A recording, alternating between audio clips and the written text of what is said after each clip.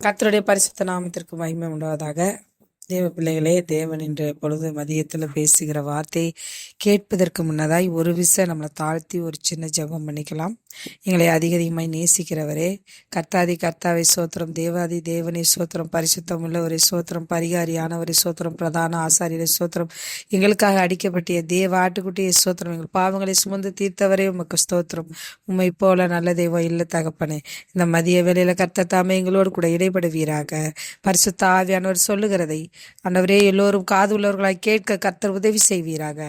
கேட்கிற யாவருடைய இருதயம் திறக்கப்படும்படியாய் கூட செபிக்கிற ஆண்டவரே, எந்த பிள்ளையாவது போராட்டத்தோட, பாடுகளோட, கஷ்டங்களோட, கண்ணீரோட இதை கேட்டாங்கன்னா கர்த்தர் அவர்களுக்கு ஆறுதலை கட்டளையிடுவீராக. அந்த பிள்ளைகள் ஆண்டவரே தனிமைப்பட்டிருந்தா, யாரும் ஆறுதல் சொல்ல கேட்பாரற்று விசாரிக்க யாரும் இல்லாத சூழ்நிலை அவங்க இருந்தா கர்த்தர் அவர்களை விசாரிங்க, ஆசீர்வதிங்க, பலப்படுத்துங்க. இருதயத்துல இந்த வசனத்தை கேட்க பண்ணுங்க. இயேசுவின் நாமத்தில் செபிக்கிறோம் ஜீவனுள்ள நல்ல பிதாவே, ஆமென்.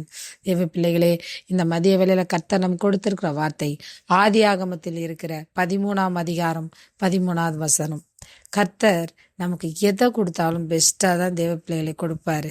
அதனால நம்ம இருதயத்துல அவர் கொடுக்கிற எல்லா வார்த்தைகளையும், எல்லா கட்டளைகளும், எல்லா விஷயத்துக்கும் நம்ம கீழ்ப்படியும் போது நம்ம ஆசீர்வாதமா இருப்போம். வசனத்தை வாசிப்போம் வாங்க. 13ஆம் அதிகாரம், ஆதியாகமம் 13ஆம் அதிகாரம் 13ஆம் வசனம். சோதோமின் ஜனங்கள் பொல்லாதவர்களும் கர்த்தருக்கு முன்பாக மகா பாவிகளுமாய் இருந்தார்கள். ஹல்லேலூயா, ஸ்தோத்திரம். தேவன் இந்த வார்த்தையை கொடுத்திருக்க ஸ்தோத்திரம். இதை சொல்றது தேவன் ஜனங்களை குற்றப்படுத்துறதுக்காக சொல்லல. ஜனமே அவங்க சரி செய்து கொள்ள அவர் கொடுக்கிற வாய்ப்பு, அதை சோதோமின் ஜனங்கள் பயன்படுத்தியிருந்தாங்கன்னா அழிக்கப்பட்டு போயிருக்க மாட்டாங்க. சோதோம்ல இருந்த பாவம் பெருகினதுனாலையும் பொல்லாதவைகள் பெருகினதுனாலையும் அவங்க அந்த பொல்லாத வழிகளை விட்டு தன்னோட முகத்தை திருப்பி இருந்தாங்கன்னா, அந்த பாவங்களை விட்டு அவங்களோட மனம் திரும்பி இருந்தாங்கன்னா கர்த்தர் நிச்சயமா அவங்கள பாதுகாத்திருப்பாரு. ஆனா அந்த ஜனங்க அதை செய்யாம போனாங்க. தேவ ஜனமே, அது போல உங்களுக்குள்ளாரையும் பொல்லாத செயல்கள் இருந்தா கர்த்தர் அதை இந்த மதிய வேளையில எடுத்து போட சொல்றாரு.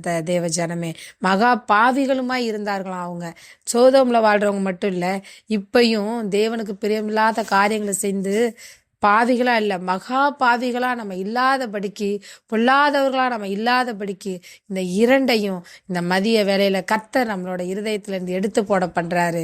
அதுக்கு நம்ம முதலாவது முழங்கால் படி போட்டு தேவ சமூகத்துல கெஞ்சணும். தேவ பிள்ளைகளே, என்னோட பொல்லாத வழிகளை விட்டு எங்களை திருப்புங்கப்பா.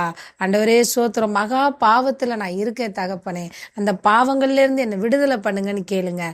கர்த்தர் விடுதலை பண்றவரா இருக்காரு. ஏன்னா அவர் என்ன எதுக்காக அந்த வார்த்தையை கொடுக்குறாருன்னா, இந்த மாதிரி சூழ்நிலையில இருந்தேனா நீ விழுந்து போயிருவ. மகனே மகளே, தயவு செய்து நான் சொல்றதை கேளு, என் சத்தத்துக்கு கீழ்ப்படி. நீ பொல்லாத நினைவுகளோட இருக்கிறது என்ன, பொல்லாத சிந்தனையோட, பொல்லாத உணர்வுகளோட இருக்கிறது என்ன, அதுல இருந்து மனம் திரும்பு. பாவியா, மகா பாவியா நீ இருக்கிறது என்ன, மனம் திரும்பு மகனே மகளேன்னு சொல்றாரு. அந்த வார்த்தையை, நம்ம சத்தத்தை நம்ம கீழ்ப்படிஞ்சு கேட்கும்போது கர்த்தர் நம்மளை அதுல இருந்து விடுதலை பண்ண வல்லமுள்ளவரா இருக்காரு. நீங்க செபிக்கும் போது என்னைக்குமே உங்களோட பாவங்களை அறிக்கையிட்டுருங்க. இதை அடிக்கடி சொல்லிக்கிட்டே இருக்கேன். அப்படி யாராவது அறிக்கை பண்ணாம இன்னைக்கு இருக்கீங்கன்னா இந்த மதிய வேளையில அறிக்கை பண்ணுங்க. பாவத்தை மறைக்கிறவன் வாழ்வடைய மாட்டான், அதை அறிக்கை செய்து விட்டு விடுகிறோனோ இரக்கம் பெறுவான். தேவ பிள்ளைகளை, இரக்கம் பெறுகிற நாளை நம்ம மிஸ் பண்ணிடக்கூடாது. தயவு செஞ்சு ஜெபம் பண்ணுங்க, தேவனிடத்துல கேளுங்க. உங்களோட பாவத்துக்காகவும், உங்களோட அக்கிரமத்துக்காகவும், உங்களுடைய மீறுதல்களுக்காகவும், நீங்க செய்யற பொல்லாத காரியங்கள் எல்லாவற்றிற்காகவும் இந்த மதிய வேளையில உங்களை கொடுத்துருங்க. தேவன் அதுல இருந்து உங்களை மாற்ற வல்லமல் வரக்க. தேவ பிள்ளைகளை, இது எப்படிப்பட்ட சூழ்நிலை எழுதப்பட்டுச்சுன்னா, அந்த ஆபிரகாமும் அந்த லோத்தும் சகோதரர்கள், அவங்க 2 பேரும் தேவனோட ஆசீர்வாதத்தினால பழுகி பெருகுறாங்க. அவங்களோட கூட அந்த இடமே பத்தாத அளவுக்கு அவங்க ஆசீர்வதிக்கப்படுறாங்க. அதனால ஆபிரகாமோட மெய்ப்பனுக்கும் அதே போல லோத்தோட மெய்ப்பனுக்கும் வாக்குவாத சண்டை உருவாகிறதுனால தான், நீ நம்மளோட இடம் நம்ம 2 பேரும் சேர்ந்து வாசம் பண்றதுக்கு ஏதுவானதா இல்லை, அதனால நீ கிழக்க போனா நான் மேற்க போறேன், நீ எந்த சைடு போறியோ அதுக்கு ஆப்போசிட் சைடு நான் போறேன்னு மனதார விட்டு கொடுத்து போனாரு ஆபிரகாம். அது போல போனாலும் கடைசியில அவரோட சகோதரர், அவருடைய குடும்பம் சோதம்ல இருக்கும்போது, அதாவது யோர்தானுக்கு பக்கத்துல இருக்கிற சமபூமியில அவங்க குடியிருக்கும் போது சோதம் ஜனங்க பொல்லாதவர்களாகவும் கர்த்தருக்கு முன்பாக மகா பாவிகளும் இருந்ததுனால அந்த இடமே அழிக்கப்படுறதுக்கு இதுவாயிடுச்சு. தேவ ஜனமே, தேவனோட நோக்கமே அழிக்கிறது இல்லை. ஆனா அதுக்கு முன்னாடி அது எப்படி இருந்தது தெரியுங்களா? அந்த சோதோம் எகிப்து தேசத்தை போல செழிப்பா இருந்துச்சாம். அது மாத்திரம் இல்ல, கர்த்தருடைய தோட்டம் போல செழிப்பா இருந்துச்சாம். அது பார்க்கவே அவ்வளோ அழகா அவ்வளோ பிரம்மாண்டமா இருந்த இடம். அப்படிப்பட்ட சோதோம் இப்ப என்னாச்சுன்னா, யோர்தானுக்கு பக்கத்துல இருக்குன்னா, நதிக்கு பக்கத்துல ஒரு நகரம் இருக்குன்னா அது எப்படி செழிப்பா இருக்கும்னு கொஞ்சம் யோசிச்சு பாருங்க தேவ ஜனமே. அப்படிப்பட்ட இடத்த அழிக்கணும்னு தேவன் முடிவு பண்ணாருன்னா அதுக்கு காரணம் தேவன் விரும்பாத காரியங்கள் அங்க இருக்கிறது தான். அப்படி யாருடைய வாழ்க்கையில தேவனுக்கு விருப்பம் இல்லாத காரியங்கள் இருக்கா? தேவனை விலகி போக வைக்கிற காரியங்கள் இருக்கா? தேவனை நினைக்க கூடாதபடி சில காரியங்கள் இருக்கா? இல்ல உங்களுக்குள்ள பொல்லாத நினைவுகள் இருக்கா? தேவனை துதிக்க கூடாதபடி, ஆராதிக்க கூடாதபடி, வசனங்கள் வாசிக்க கூடாதபடி உங்க மனசை இருக்க பூட்டுறீங்களா? தேவனிடத்துல அந்த ரகசியத்தை சொல்லாம பூட்டுறீங்களா? இந்த மதிய வேலை ஒவ்வொருவரும் உங்க இருதயத்தில் உள்ள ரகசியங்களை தேவனிடத்துல பேசுங்க. அப்ப கர்த்தர் உங்களுக்கு விடுதலையும் கொடுப்பாரு. அது மாத்திரம் இல்ல, உங்களோட அந்த ரகசியமான பாவத்துக்கான வழியையும் கர்த்தர் கொடுப்பாரு. ஏன்னா தேவன் சர்வ வல்லமை உள்ள தேவன். அவர் எல்லாவற்றையும் கொடுக்க வல்லமை உள்ளவராக இருக்காரு. உங்களுக்கு இரக்கம் வேணும்னாலும் சரி, கிருபை வேணும்னாலும் சரி, அன்பு வேணும்னாலும் சரி, அதே நேரத்துல ஆலோசனை வேணும்னாலும் சரி, விசாரிக்கிறதுக்கு ஒரு ஆளா வேணும்னாலும் சரி, என் தகப்பனாய் வேணும் நீங்க கேளுங்க. அவர் எல்லாவற்றையும் உங்களுக்கு செய்ய வல்லமை உள்ளவராக இருக்காரு. இந்த மதிய வேளையில எல்லாரும் தாழ்த்தி ஒப்பு கொடுங்க ஜனமே. பொல்லாத வழிகளை விட்டு திரும்புங்க தேவ ஜனமே. மகா பாவிகளா இருக்கமா, அதுல இருந்து திரும்புங்க ஜனமே. இதை நமக்கு கொடுத்திருக்கிற கடைசி எச்சரிக்கை. மிஸ் பண்ணாம இதை பண்ணுங்க. கர்த்தர் உங்களோட கூட இருப்பார். இறுதி ஜெபத்தை பண்ணலாம். தேவ பிள்ளைகளே வாங்க. எங்களை அதிகமாய் நேசிக்கிற எங்கள் பரலோக தகப்பனே, ஆசீர்வதிக்கப்பட்டதான இந்த மதிய வேளையில கர்த்தர் தாமே கொடுத்த வார்த்தைகளுக்கு ஸ்தோத்திரம். சோதோமில் அழிக்கப்பட்ட பொல்லாத ஜனங்களை போல, மகா பாவிகளான ஜனங்களை போல இப்ப இந்த ஜெபத்தை கேட்டுக்கொண்டிருக்க எந்த பிள்ளைகளாவது அப்படிப்பட்ட சூழ்நிலை மாற்றியிருந்தா கர்த்தர் தாமே விடுதலை செய்வீராக.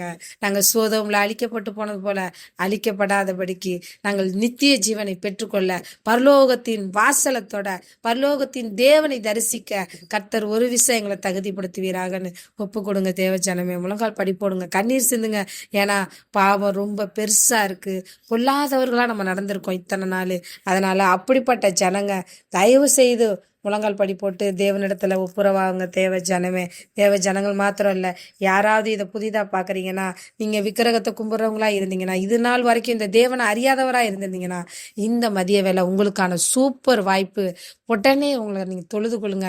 ஆண்டவரே, இவ்வளோ நாள் எனக்கு இது பாவம்னு தெரியாது, இது பொல்லாத காரியம்னு தெரியாது, மகா பாவம்னு தெரியாது, இதை நான் பண்ணிட்டேனே, எனக்கு இதுல இருந்து எப்படி நான் விடுதலை ஆகி வர்றதுன்னு எனக்கு ஒரு ஆலோசனை சொல்லுங்க. தகப்பனே, என் தகப்பனை போல பேசுவீங்களாமே, ஒரு நண்பனை போல பேசுவீங்களாமே, ஆண்டவரே என்னோட பேசுங்கன்னு கேளுங்க. நிச்சயமா தேவன் உங்களோட பேசுவாரு.